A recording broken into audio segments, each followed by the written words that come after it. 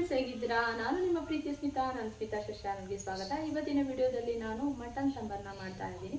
ಯಾವ ರೀತಿ ಮಟನ್ ಸಾಂಬಾರು ಮಾಡೋದು ಅಂತ ಹೇಳ್ಬಿಟ್ಟು ನನ್ನ ಒಂದು ವಿಡಿಯೋದಲ್ಲಿ ನಿಮ್ಮೊಟ್ಟಿಗೆ ಶೇರ್ ಮಾಡ್ಕೊಳ್ಬೇಕು ಅಂತಿದ್ರೆ ಖಂಡಿತವಾಗಿ ತುಂಬ ಚೆನ್ನಾಗಿರುತ್ತೆ, ಸೂಪರ್ ಆಗಿದೆ. ನೀವು ಕೂಡ ಮಾಡಿ ಟ್ರೈ ಮಾಡಿ, ತುಂಬ ಚೆನ್ನಾಗಿರುತ್ತೆ, ಟೇಸ್ಟ್ ಆಗಿರುತ್ತೆ. ಮುದ್ದೆಗೆ, ಅನ್ನಕ್ಕೆ, ಚಪಾತಿಗೆ ಎಲ್ಲದಕ್ಕೂ ಕೂಡ ತುಂಬ ಟೇಸ್ಟ್ ಆಗಿರುವಂಥ ಸಾಂಬಾರು ಅಂತಲೇ ಹೇಳ್ಬೋದು, ಮಟನ್ ಸಾಂಬಾರು ಅಂತಲೇ ಹೇಳ್ಬೋದು. ಓಕೆ, ಆ ವಿಡಿಯೋನ ನೋಡ್ಕೊಂಬರೋಣ ಅಲ್ಲ, ಬನ್ನಿ ಫ್ರೆಂಡ್ಸ್.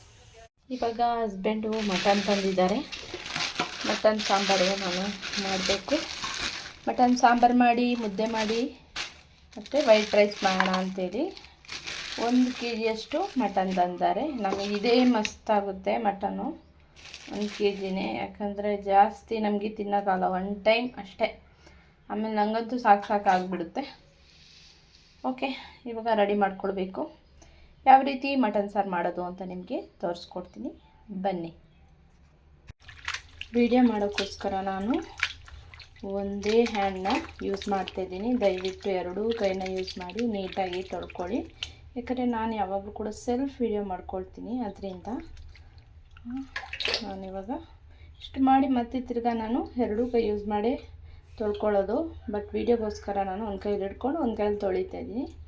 ಮತ್ತು ಅದನ್ನು ನೀವು ತಪ್ಪಾಗಿ ತಿಳ್ಕೊಬೇಡಿ ಅಂತ ಹೇಳ್ತಾರಂಥದ್ದು. ಚೆನ್ನಾಗಿ ತೊಳ್ಕೊಬೇಕು ಮಾತ್ರ. ಮಟನ್ನ ಒಂದು 5-6 ಸತಿ ನೀಟಾಗಿ ಚೆನ್ನಾಗಿ ತೊಳ್ಕೊಳ್ಳಿ. ಇವಾಗ ಮಟನ್ನ ಚೆನ್ನಾಗಿ ಒಂದು 6 ಸತಿ ತೊಳ್ಕೊಂಡಿದ್ದೀನಿ, ನೀವು ನೋಡ್ತಾ ಇರ್ಬೋದು.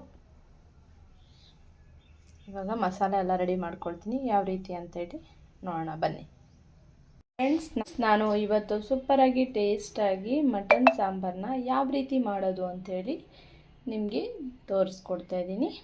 ಯಾವ ರೀತಿ ವಿಧಾನವನ್ನು ಸ್ಟಾರ್ಟ್ ಮಾಡೋದು ಅಂತೇಳಿ ಅದೆಲ್ಲ ಕೂಡ ನಾನು ರೆಡಿ ಮಾಡ್ಕೊಂಡಿದ್ದೀನಿ, ನೋಡ್ತಾ ಇರ್ಬೋದು. ಮೊದಲಿಗೆ ನಾನು ಹೇಳಿದಾಗೆ ಮಟನ್ನ ಚೆನ್ನಾಗಿ ತೊಳೆದು, ಮಟನ್ ಬೇಕು, ಮಟನ್ ತೊಗೊಂಡಿದ್ದೀನಿ.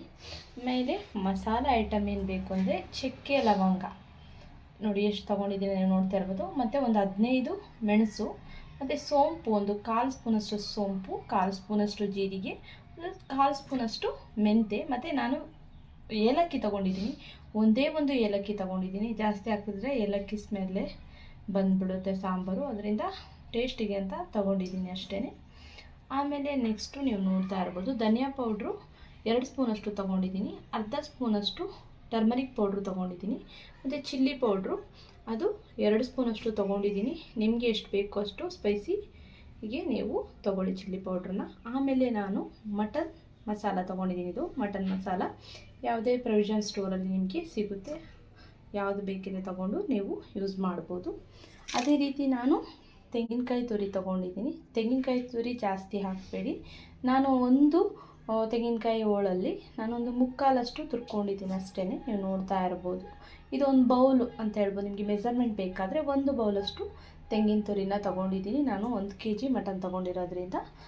ನಂತರ ನಾನು ಆನಿಯನ್ ತೊಗೊಂಡಿದ್ದೀನಿ, 2 ಆನಿಯನ್ನು, 2 ಟೊಮೊಟೊ, ಆಮೇಲೆ ಪಲಾವ್ ಎಲೆ ತೊಗೊಂಡಿದ್ದೀನಿ, ಒಂದೇ ಒಂದು ಪಲಾವ್ ಎಲೆ ತೊಗೊಂಡಿದ್ದೀನಿ. ಮತ್ತು 1 ಇಂಚಷ್ಟು ಶುಂಠಿ, ಮತ್ತು ನಮಗೆ ಬೆಳ್ಳುಳ್ಳಿ ನೀವು ಚಿಕ್ಕ ಚಿಕ್ಕದ ನಾನು ಹಾಕ್ಕೊಂಡಿದ್ದೀನಿ. ಒಂದು 8 ಬೆಳ್ಳುಳ್ಳಿ ಹೆಸರುಗಳನ್ನ ತೊಗೊಂಡು ನೀವು. ಆಮೇಲೆ ನಾನು ಪುದೀನ ತೊಗೊಂಡಿದ್ದೀನಿ. ಪುದೀನ ಕೂಡ 1 ಕಡ್ಡಿಯಷ್ಟಿದ್ರೆ ಸಾಕು. ತುಂಬ ಮಸಾಲೆ ಆದರೂ ಕೂಡ ಅದು ಟೇಸ್ಟ್ ಚೆನ್ನಾಗಿರಲ್ಲ, ಸ್ವಲ್ಪ ಹಾಕಬೇಕು. ಆಮೇಲೆ ನಾನು ಕೊತ್ತಂಬರಿ ಸೊಪ್ಪು ಕೂಡ ತೊಗೊಂಡಿದ್ದೀನಿ, ನೋಡ್ತಾ ಇರ್ಬೋದು. ಇಷ್ಟೆಲ್ಲ ನಾನು ಸಾಮಗ್ರಿಗಳನ್ನು ತೊಗೊಂಡಿದ್ದೀನಿ. ಇದನ್ನು ನಾನು ಇವಾಗ ಫ್ರೈ ಮಾಡ್ಕೊಳ್ತೀನಿ. ಎಲ್ಲವನ್ನೂ ಒಟ್ಟಿಗೆ ಹಾಕಿ ಫ್ರೈ ಮಾಡಿಕೊಂಡ್ರೆ ಆಯಿತು. ಅದನ್ನ ಸಪ್ರೇಟಾಗಿ ಏನು ಫ್ರೈ ಮಾಡ್ಕೊಳ್ಳೋ ಅವಶ್ಯಕತೆ ಇಲ್ಲ. ಮಾಡಿದ ನಂತರ ನಾನು ಮುಂದೆ ಪ್ರೊಸೀಜರ್ ಯಾವ ರೀತಿ ಅಂತ ನಿಮಗೆ ಇದೇ ವಿಡಿಯೋದಲ್ಲಿ ತೋರಿಸ್ಕೊಡ್ತೀನಿ. ನೋಡಿ, ಆಯಿಲ್ ಹಾಕ್ಕೊಳ್ಳಿ. ನೀವು ಒಂದು ಜಾಸ್ತಿ ಹಾಕ್ಕೊಳ್ಬೇಡಿ, ಒಂದು 5 ಸ್ಪೂನಷ್ಟು ಆಯಿಲ್ ಹಾಕ್ಕೊಳ್ಳಿ. ಇವಾಗ ಆಯಿಲ್ ಕಾದಿದೆ, ಒಂದೊಂದಾಗಿ ಹಾಕ್ಕೊಳ್ಳೋಣ. ಆನಿಯನ್ ಹಾಕ್ಕೊಳ್ತಾ ಇದ್ದೀನಿ ಫಸ್ಟಿಗೆ. ಎಲ್ಲವನ್ನೂ ಒಟ್ಟಿಗೆ ಹಾಕ್ಕೊಳ್ಬೋದು, ಅದು ಇದು ಅಂತ ಏನಿಲ್ಲ. ಮತ್ತು ಟೊಮೊಟೊ, ನಂತರ ಪಲಾವ್ ಎಲೆ, ಶುಂಠಿ ಬೆಳ್ಳುಳ್ಳಿ ಪೇಸ್ಟನ್ನು ಕೂಡ ಹಾಕ್ಕೊಳ್ತಾ ಇದ್ದೀನಿ. ಪುದೀನ, ಕೊತ್ತಂಬರಿ ಸೊಪ್ಪು, ಮತ್ತು ನಾನು ಹೇಳಿರುವಂಥ ಎಲ್ಲ ಮಸಾಲೆಯನ್ನು ಇದಕ್ಕೆ ಹಾಕ್ತೀನಿ. ಟರ್ಮರಿಕ್ ಪೌಡರ್, ಧನಿಯಾ ಪೌಡರ್, ಚಿಲ್ಲಿ ಪೌಡರ್, ಆಮೇಲೆ ಮಟನ್ ಮಸಾಲ, ನಂತರ ತೆಂಗಿನಕಾಯಿ ತುರಿಯನ್ನು ಕೂಡ ಹಾಕ್ಕೋಬೇಡಿ. ಇವಾಗ ಉರಿಯನ್ನು ಸ್ವಲ್ಪ ದೊಡ್ಡದಾಗಿ ಇಟ್ಕೊಂಡು ಚೆನ್ನಾಗಿ ಫ್ರೈ ಮಾಡ್ಕೊಂಬಿಡಿ. ಎಲ್ಲವನ್ನು ನೀಟಾಗಿ ಒಂದು 5 ನಿಮಿಷ ಅಷ್ಟು ಫ್ರೈ ಆದರೆ ಸಾಕು. ಜಾಸ್ತಿ ಸುಡೋದೆಲ್ಲ ಬೇಡ, ಸೀದೋಗಬಾರ್ದು ಅಷ್ಟೇ ಕೆಳಗಡೆ. ನೀಟಾಗಿ ಫ್ರೈ ಮಾಡ್ಕೊಳ್ಳಿದ್ದೇನೆ ಈ ಥರ. 5 ಮಿನಿಟ್ಸ್ ಆಯಿತು, ಚೆನ್ನಾಗಿ ಫ್ರೈ ಆಗಿದೆ ನೋಡ್ತಾ ಇರ್ಬೋದು. ಈ ಒಂದು ಅದಕ್ಕೆ ಫ್ರೈ ಮಾಡ್ಕೊಳ್ಳಿ ಸಾಕು, ಜಾಸ್ತಿ ಬೇಡ.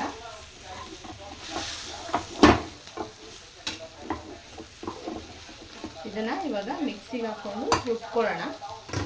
ನಾನು ಮೊದಲೇ ಒಂದು ವಿಡಿಯೋದಲ್ಲಿ ಹೇಳಿದ್ದೀನಿ, ಜಾರಿಗೆ ಯಾವಾಗಲೂ ಕೂಡ ಈ ರೀತಿ ನೀರು ಹಾಕ್ಕೊಳ್ಳಿ. ಯಾಕಂದರೆ ಮಸಾಲೆನ ನಾವು ಅರ್ಜೆಂಟಾಗಿ ಬಿಸಿ ಬಿಸಿ ಹಾಕಿದ್ರೆ ಜಾರ್ ಹಾಳಾಗುತ್ತೆ. ಅದರಿಂದ ಇವಾಗ ಮಸಾಲೆ ಅನ್ನೋದಕ್ಕೆ ಹಾಕ್ಕೊಳ್ಳೋಣ.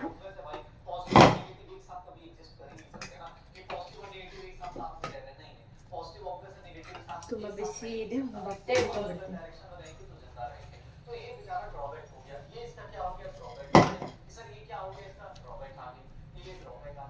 ವಾಯ್ಸು ಕೇಳ್ತಾ ಇದೆ. ಮಗ ಸ್ವಲ್ಪ ಓದ್ಕೊಳ್ತಾ ಇರೋದ್ರಿಂದ ಅವನೊಂಚೂರು ಯೂಟ್ಯೂಬಲ್ಲಿ ಓದೋದ್ರ ಬಗ್ಗೆ ನೋಡ್ಕೊಳ್ತಾ ಇದ್ದಾನೆ. ಅದರಿಂದ ವಿಡಿಯೋ ಮಾಡೋವಾಗ ನಿಮಗೆ ಡಿಸ್ಟರ್ಬೆನ್ಸ್ ಆಗ್ತಾ ಇರ್ಬೋದು. ನಾನು ಮಸಾಲವನ್ನು ಜಾರ್ಗೆ ಹಾಕ್ತಾ ಇದ್ದೀನಿ, ನೀವು ನೋಡ್ತಾ ಇರ್ಬೋದು. ಸ್ವಲ್ಪ ಜೋರಾಗೆ ಮಾತಾಡ್ತೀನಿ, ನಿಮಗೆ ಅಂಡರ್ಸ್ಟ್ಯಾಂಡಿಂಗ್ ಆಗಿಲ್ಲ ಆದರೆ ಈ ರೀತಿ ಚೆನ್ನಾಗಿ ಎಲ್ಲ ಹಾಕ್ಕೊಂಬಿಡಿ ಮಸಾಲೆನ. ಇದಕ್ಕೇನೆ ಸ್ವಲ್ಪ ನೀರನ್ನು ಹಾಕಿ ಇದಕ್ಕೆ ಅದರ ಮೇಲೆ ಕೂಡ ಒಂದು ಸ್ವಲ್ಪ ವಾಟರ್ ಈ ಥರ ಹಾಕಿದಾಗ ಜಾರಿಗೆ ಕೂಡ ಎಫೆಕ್ಟ್ ಆಗಲ್ಲ. ನೀವು ಜಾರಿಗೆ ಬಿಸಿ ಬಿಸಿ ಹಾಕೋದ್ರಿಂದ ಯಾವುದೇ ಥರ ಹಾಳಾಗಲ್ಲ. ಸ್ವಲ್ಪ ವಾಟರ್ನ ಆ್ಯಡ್ ಮಾಡಿ ಆಮೇಲೆ ಇವಾಗ ಮಸಾಲೆ ರೆಡಿ ಮಾಡ್ಕೊಳ್ಳೋಣ, ರುಬ್ಕೊಳ್ಳೋಣ ಇವಾಗ ಮಿಕ್ಸಿಲಿ.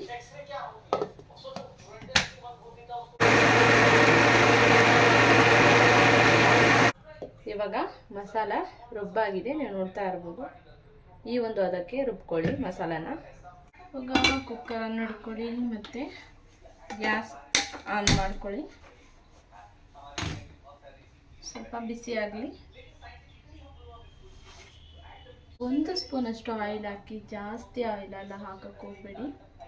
ಯಾಕಂದರೆ ಅದರಲ್ಲೇ ಸ್ವಲ್ಪ ಆಯಿಲ್ ಕಂಟೆಂಟ್ ಇರೋದ್ರಿಂದ ಮಟನಲ್ಲಿ ಮಸಾಲೆಗೂ ಕೂಡ ಫ್ರೈ ಮಾಡೋಕ್ಕೆ ಕೂಡ ಹಾಕಿರೋದ್ರಿಂದ ಅದು ಆಯಿಲ್ ಆಗಿ ಆಗಿಬಿಡುತ್ತೆ. ಅದರಿಂದ ನೀವು ಯಾವುದೇ ಕಾರಣಕ್ಕೂ 1 ಸ್ಪೂನಷ್ಟು ಫ್ರೈ ಮಾಡುವಾಗ ಹಾಕಿ, ಅಂದರೆ ಮಸಾಲೆನ ಹಾಕೋ ಮುಂಚೆ ಹಾಕಿ ಅಂತ ಹೇಳ್ತಿರೋಂಥದ್ದು. ನಂತರ ನಾನು ಇಲ್ಲಿ 1 ಆನಿಯನ್ ಅಷ್ಟು ಹಚ್ಚಿಡ್ಕೊಂಡಿದ್ದೀನಿ. ಅದನ್ನು ಇವಾಗ ಬಿಸಿ ಆಗಿದೆ ಆಯಿಲು, ಅದನ್ನು ಹಾಕ್ತೀನಿ. ನಂತರ ಫ್ರೈ ಮಾಡ್ಕೊಳ್ಳಿ ಚೆನ್ನಾಗಿ. ಇವಾಗ ಸಾಕು ಫ್ರೈ ಆಗಿರೋದು ಆನಿಯನ್ನು. ಇವಾಗ ನಾನು ಮಟನನ್ನು ಹಾಕ್ಕೊಳ್ತಾ ಇದ್ದೀನಿ. ಮಟನನ್ನು ಹಾಕ್ಕೊಳ್ಳೋಣ. ಹಾಕ್ಕೊಂಡು ಸ್ವಲ್ಪ ಸಾಲ್ಟ್ ಹಾಕಿ ಫ್ರೈ ಮಾಡ್ಕೊಳ್ಳಿ. ಮಟನ್ ಹಾಕ್ಕೊಳ್ತಾ ಇದ್ದೀನಿ.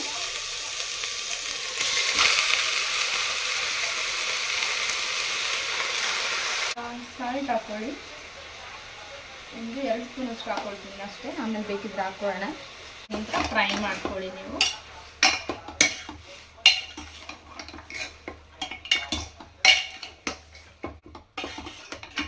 ಯಾಕೆ ಸಾಲ್ಟ್ ಹಾಕ್ತೀವಂದರೆ ಉಪ್ಪಿನಂಶ ಚೆನ್ನಾಗಿ ಮಟನಿಗೆ ಎಳ್ಕೊಳ್ಬೇಕು ಅಂತೇಳಿ. ಅವಾಗೆ ಅದು ಮಟನ್ ಕೂಡ ಟೇಸ್ಟ್ ಆಗಿರುತ್ತೆ. ಇಲ್ಲಾಂದರೆ ಸಪ್ಪೆ ಸಪ್ಪೆ ಸಪ್ಪೆ ಥರ ಬಿಡುತ್ತೆ.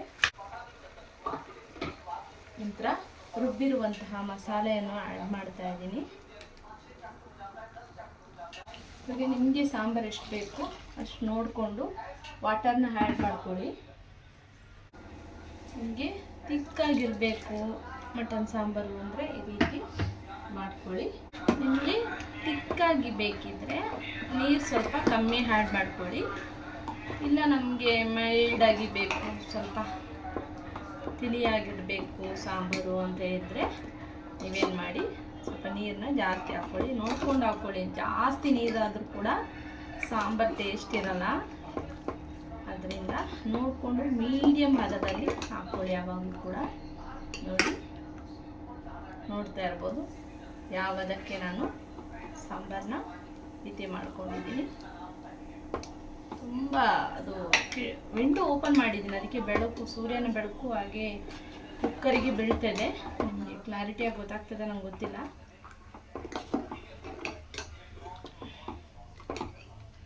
ನೋಡ್ತಾ ಇರ್ಬೋದು ಇಷ್ಟು ಥಿಕ್ನೆಸ್ಸಲ್ಲಿ ಮಾಡ್ತಾಯಿದ್ದೀನಿ.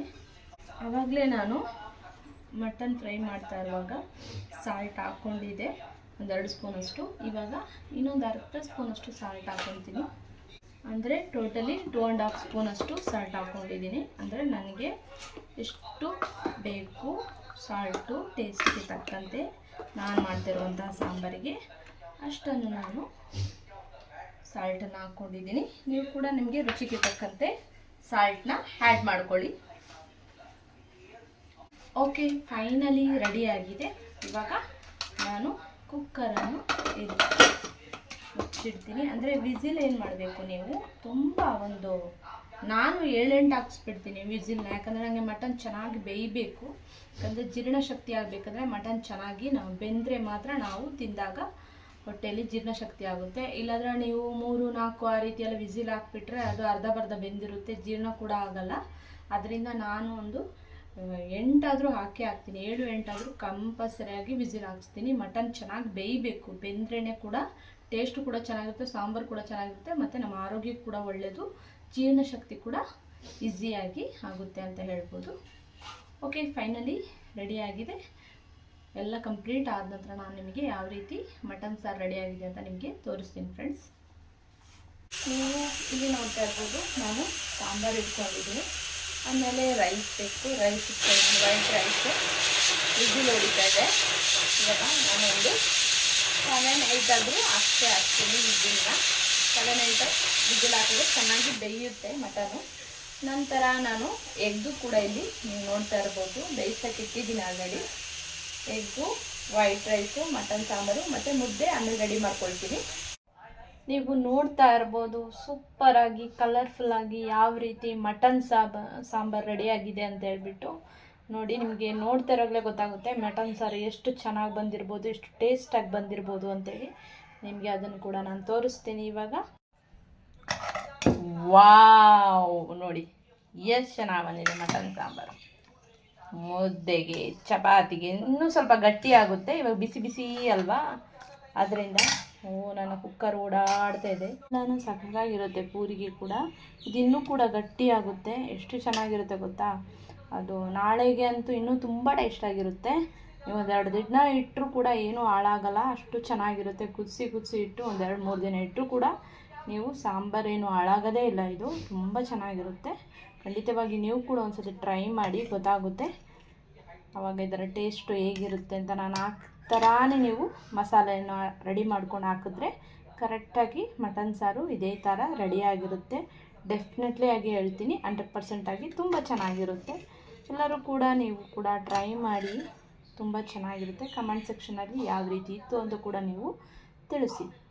ಐ ಹೋಪ್ ಈ ವಿಡಿಯೋ ಎಲ್ಲರಿಗೂ ಇಷ್ಟ ಆಗಿ ತಿಳ್ಕೊಂಡಿದ್ದೀನಿ. ಇಷ್ಟ ಆಗಿದೆ ಏನು ಮಾಡಬೇಕು ಅಂತ ಗೊತ್ತಲ್ಲ, ಲೈಕ್ ಮಾಡಿ, ಶೇರ್ ಮಾಡಿ, ಸಬ್ಸ್ಕ್ರೈಬ್ ಮಾಡಿ. ಎಲ್ಲರಿಗೂ ನನ್ನ ಪ್ರೀತಿಯ ಧನ್ಯವಾದಗಳು.